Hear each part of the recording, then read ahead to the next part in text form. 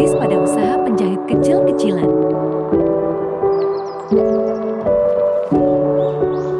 Hello everyone.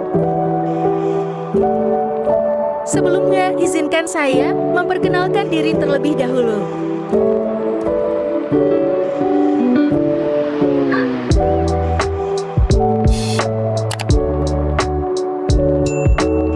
Assalamualaikum warahmatullahi wabarakatuh. Perkenalkan, nama saya Alicia Leni dengan NIM 2110111046.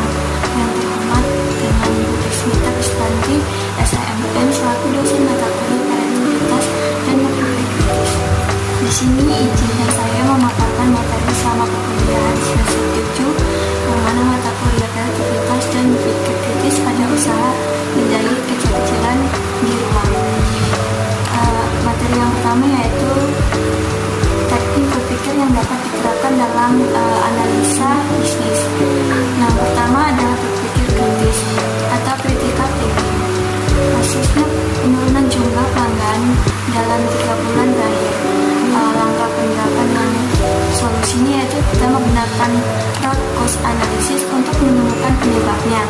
Yang kedua ada evaluasi aspek seperti kualitas jahitan, waktu pengerjaan, harga, dan layanan pelanggan. Hasilnya yang akan ditemukan bahwa waktu pengerjaan yang lambat menjadi penyebab utamanya. Materi kedua yaitu berpikir kreatif atau creative thinking. Pada kasus persaingan ketat dengan penjahit lain di sekitar wilayah rumah, langkah penerapannya yaitu brainstorming untuk menciptakan desain pakaian unik seperti baju kerja dengan aksen etnik. Kedua yaitu gunakan mind mapping untuk merancang strategi pemasaran kreatif seperti memberikan diskon pada pelanggan pertama atau memanfaatkan media sosial. Hasil yang didapatkan yaitu dapat meluncurkan koleksi pakaian bertema eco-friendly dari bahan daur ulang yang menarik perhatian pelanggan baru. Yang ketiga yaitu berpikir strategis thinking. Pada kasus ingin memperluas target pasar ke kalangan muda, langkah yang diterapkan yaitu yang pertama menggunakan analisis SWOT untuk menilai kekuatan atau desain fleksibel, kelemahan seperti kapasitas produksi kecil, peluang seperti tren mode lokal, dan ancaman seperti kompetitor online.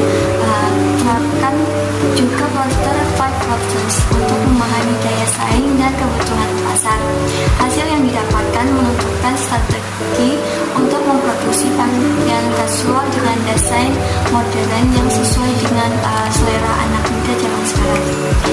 Yang keempat yaitu berpikir analisis atau analytical thinking. Pada kasus penjualan stagnan meskipun promosi gencar yang dilakukan, langkah yang pertama yaitu adanya analisis data penjualan dari bulan-bulan sebelumnya. Terus lalu lakukan gap analysis untuk mengetahui jenis produk yang belum terpenuhi oleh pasar. Hasil yang akan ditemukan yaitu menemukan bahwa kebaya modern adalah produk dengan permintaan tertinggi tetapi tidak tersedia dalam koleksi saat ini. Yang kelima yaitu berpikir sistematik atau system thinking. Pada kasus ini yaitu biaya produksi meningkat tetapi laba tidak bertambah. Langkah penerapannya yaitu pertama buat casual look diagram untuk memahami hubungan antara kenaikan harga kain, terus jumlah pelanggan dan keuntungannya. Yang kedua lakukan stakeholder analysis untuk melihat dampak keputusan bisnis pada pemasok kain dan pelanggan. Hasil yang ditemukan dalam penerapan itu yaitu negosiasi dengan pemasok kain berhasil menurunkan harga bahan baku sehingga biaya produksi bisa berkurang. Yang keenam yaitu berpikir divergent dan convergent. Pada kasus ini yaitu pelanggan meminta produk yang lebih fungsional dan terjangkau. Langkah penerapannya yaitu pertama gunakan scamper untuk menghasilkan ide baru seperti pakaian multifungsi yang dapat digunakan untuk acara formal maupun kasual. Terus selanjutnya sering tidak menggunakan evaluasi dampak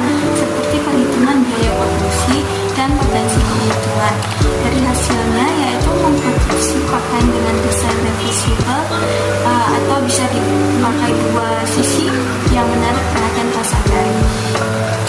Kesimpulan dari materi pertama ini yaitu penerapan berbagai jenis berpikir ini membantu penjahit kecil-kecilan untuk memahami masalah, menciptakan solusi inovatif, dan mengambil keputusan yang strategis guna meningkatkan daya saing dan keuntungan bisnisnya. Yang kedua, materi kedua yaitu metode berpikir kritis untuk strategi bisnis yang efektif.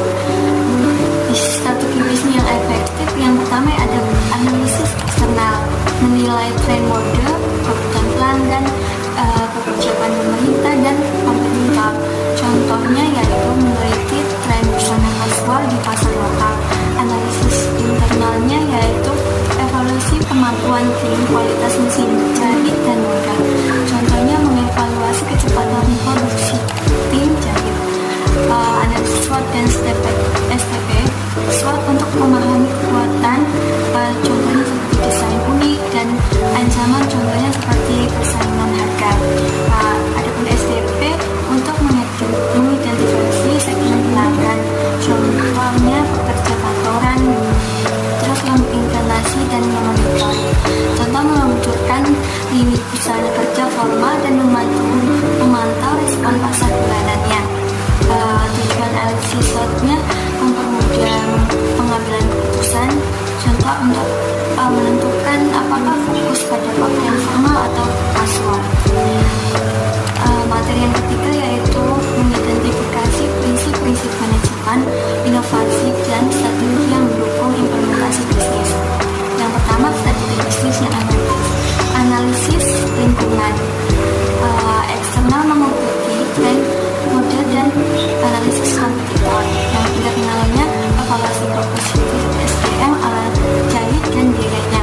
Penerapan yang dilakukan yaitu menentukan segmen pasar seperti pakaian kerja ataupun pakaian adat, meluncurkan koleksi sesuai kebutuhan pelanggan, dan yang memonitoring, mengukur respon pasar terhadap produk baru. Contohnya yaitu mengembangkan pakaian kasual untuk musim tertentu berdasarkan analisis pasarnya. Yaitu adapun materi yang keempat, mengembangkan rencana aksi untuk mengintegrasi kreativitas dan inovasi dalam strategi bisnis jangka yang panjang. Fokus pada materi ini yaitu diversifikasi produk seperti menambah layanan reservasi pakaian, transformasi digital melalui aplikasi untuk manajemen pemesanan. Yang ketiga ada agilitas bisnis dengan cepat menyesuaikan desain berdasarkan tren yang ada. Contohnya seperti kayak menggunakan teknologi untuk mempermudah proses desain dan menerima pesanan online. Yang materi kelima yaitu adanya rencana, aksi, dan pemecahan masalah kreatif. Rencana, aksi, dan pemecahan masalah kreatif diberikan langkah berikut. Yang pertama yaitu identifikasi masalah, misalnya waktu produksi yang lambat. Ini mengembangkan ide melalui brainstorming dan diskusi tim. Terus ada implementasi, mencoba solusi seperti layanan jahit ekspres. Terus evaluasi, mengukur kepuasan pelanggan dan waktu produksi. Contohnya, dalam 3 bulan terakhir, waktu pengerjaan pakaian berkurang 30%, meningkatkan jumlah pelanggan sebesar 20%. Selanjutnya itu evaluasi dan skala prioritas. Fokusnya pada mengukur keberhasilan strategi, mulai survei pelanggan dan data penjualan. Selanjutnya dokumentasi proses untuk meningkatkan efisiensi di masa depan. Contoh kasusnya yaitu menyusun SOP baru untuk melatih tim dalam mengadopsi inovasi teknologi. Selanjutnya kesimpulan dari ini gabungan